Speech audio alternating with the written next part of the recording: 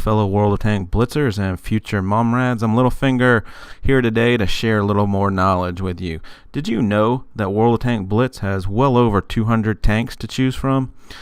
How do you know which tank line to choose? You're going to spend thousands of battles, countless hours, and millions of credits building your way up a tank tier. But how do you know it's right for you? In this video, I'm going to give you the generalities of each nation, their strengths and weaknesses, and then break it down a little further talking about each tank type. So let's start off with Germany.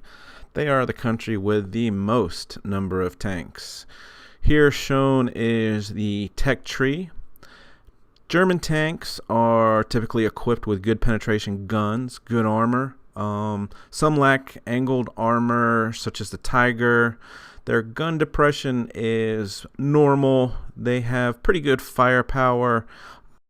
Okay, so let's take a look here at the bottom of the tech tree at the German lights, which end at tier 8 and then go to the medium Leopard series. German lights are fast, nimble. They have pretty good armor for light tanks.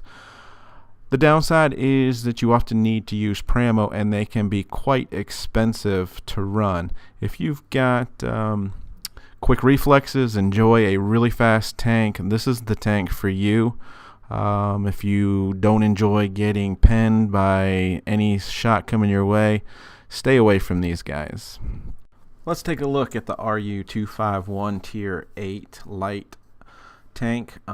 Keep in mind here that these specs come from the World of Tanks Wikipedia page and not the Blitz Wikipedia page. They just show a little bit more information here. So at 500 horsepower and being such a light tank, this tank will get up to speeds of 80 kilometers an hour, which is the fastest tank in the game. Hull armor, the maximum thickness there at 25 millimeters is pretty bad. So like I said, you will get penned by just about everything. You have pretty good shell damage, especially with the heat round.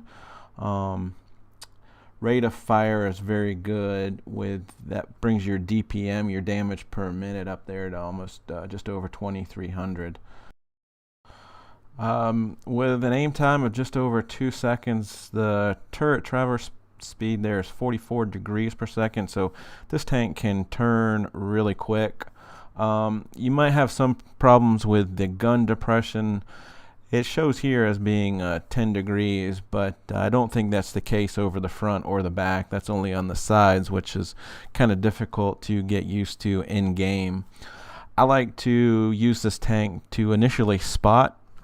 Be very cautious, not shoot, don't get seen. If you are seen, back up. And then as the game unfolds, I like to flank in it. Back to the tech tree, let's go ahead and take a look at the German mediums highlighted here with the E50M and the Leopard 1. The Leopard 1 line has excellent guns and mobility, but poor armor. They are fast. They have good damage per minute. They're good for sniping. They're good at spotting and flanking and just general harassment of your opponent. But they do lack armor, and some of them have, I guess, average to maybe below average gun depression, so they can be a little bit more challenging to use. Now, on the other hand, the E50M has much more armor at the upper tiers. The lower tiers are a little bit more agile, but as you progress up the tiers, you start sacrificing some of that agility for more armor. This is the best ramming tank in the game. It does have a good top speed, but it just accelerates a little bit slower than the Leopard. The gun is very accurate. Like I said, for a medium, this tank does have very good armor, and it is good for brawling one-on-one.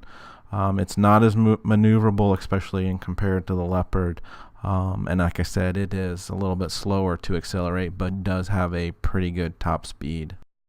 So let's compare some of these stats. Speed limit on the Leopard at 65 kilometers an hour versus 60 on the E50M, so not much of a difference.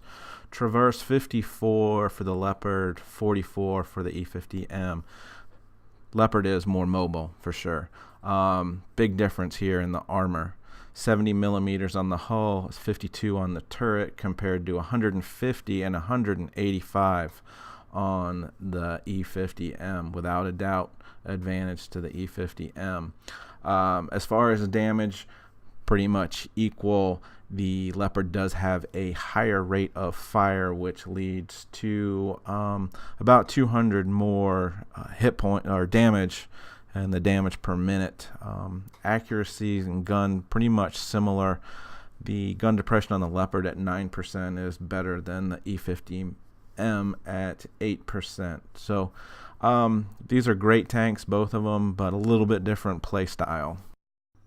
Okay, so let's jump back at the tech tree here and look at German heavies, which in general they have poor mobility, very good armor, and very good firepower, but they do have some glaring weak spots as far as their armor goes, especially on the sides and back, as well as the lower glacis in the front.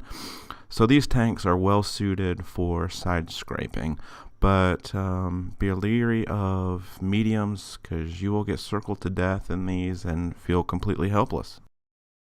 So, of the two German heavy lines, which one do you choose? The Maus has the highest hit points in the game. It has the highest effective armor of all heavy. And from what I read, it is cheaper to use as far as repair costs, just overall credits. Full disclosure, I do not have either of these two tanks, but I am getting close. The cons on the Maus is it's 188 tons. It's one of the biggest tanks in the game. It's incredibly slow, and with those straight up and down side plates, it's kind of a big target to hit. So, like I said before, this is a tank you definitely want to side scrape in. The E100 has good armor also, and it has better speed than the Maus. It has a higher alpha gamma among all heavies. And as far as the cons for this tank, the bar on the turret is a huge weak spot. And again, it is slow, but not as slow as the Maus. These days I'm seeing a lot more E100s than Maus on the battlefield, so I guess that might tell you which tank other people prefer. Okay, so let's go ahead and compare the stats between these two specific tanks. You can see there the Maus comes in with a speed limit of 20 kilometers an hour, whereas the E100's at 30. So there's your speed difference. Traverse 15 degrees per second for the Maus and 22 for the E100. So advantage E100. So mobility is definitely the advantage in the E100. The Maus, you can see there with the armor, frontal armor is just about the same. Advantage to the Maus on the side and rear armors. Damage and rate of fire is about equal on these two tanks, giving them just about 2,000 damage per minute, which, you know, when you were looking at the mediums at 2,600, you know, there's a bit of difference there. Everything else on the tanks are pretty equal, with an 8% gun depression on the Maus. I hear can be a little bit tricky because the turret's a little bit further to the back. The E100 there at 7% is not great either, but again, these tanks were meant to side scrape and not show much of the bottom of the tank and wiggle the turrets, and these are a very dominant tank on the battlefield if you can keep facing your enemy and not let anyone get beside or behind you in these tanks. Alright, so let's take a look at the German TDs. Now this graphic's a little off because on the update 3.0 the light TD line was introduced, and I can't think of two different lines that are as stark opposites of each other. The Jagdpanzer E100 is slow and heavy firing. The Grill 15 is super fast with 0 armor. So these two tanks play completely different. Let's take a look at each. So you can see here by this illustration the difference between these two tanks. So the Grill 15 has the most accurate gun in the game. It has a pretty quick reload at 14 seconds for the amount of damage, 750 hit point damage it does. It's a good sniper tank. It's fast at 60 kilometers an hour. You can get out of trouble and relocate, but you definitely want to be staying in the back with this tank, because its main disadvantage is it has no armor. So you want to stay out of sight as much as possible in this tank. Now the Jagdpanzer E100 has great armor, good hit points, and the cannon on this is just great. With the Pramo, you can penetrate 420 millimeters of armor. So there's not much that can stop this tank. But with it being a large and slow TD with no turret, you will get flanked, and you definitely need support tanks around you to survive full battle in these. So let's just look a little bit at some of these stats. I said speed limit on the Grill there is 60 versus 30 on the Jagdpanzer. So looking at the armor, 30 millimeters on the Grill versus 200 on the Jagdpanzer. Really no contest as to which one wins that.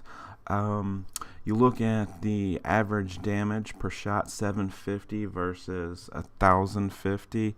Again, advantage Jagdpanzer, but the rate of fire at 3.64 rounds per minute versus 2.3 actually gives the damage per minute to the Grill. The Grill has an 8% gun depression, and whereas the Jagdpanzer only has 6. So two completely different TDs, both with really good guns.